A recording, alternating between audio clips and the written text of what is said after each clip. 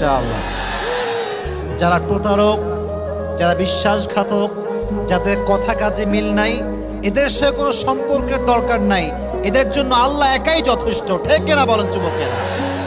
আমরা তো বড় মনের মানুষ, আমরা তো ব্রড মাইন্ডেড পার্সোনালিটি বিলং করি। আমরা মাফ করে দিব, বাদ বাকি আল্লাহ ভরসা। ঠিক কিনা যুবকেরা? তাহলে প্রথম মেসেজ আজকের এই মাহফিলে, এই যে আমাদের হৃদয়টা আছে, এই হৃদয়ে কোনো হিংসা বিদ্বেষ থাকবে না, কারোর জন্য কোনো প্রতিশোধ থাকবে না। একটা সুন্দর হাদিস শোনাই। নবীজি বলেছেন, আমার জীবনের সবচাইতে বড় আমল কি তোমরা জানো? সাহাবা একরাম বলল, ইয়া রাসূলুল্লাহ, বলেন কি আমল যেটা সবচেয়ে বড় আমল? নবীজি বলেন, এটা কোনো তাহাজ্জুদ নয়, এটা কোনো দান নয়। ইন ইসতাতা'তা আন তুসবিহা ওয়া তুমসিয়া ওয়া লাইসা ফি কলবিকা গশশুন লিআহাদিন ফাফআল যালিক ওয়া যালিকা মিন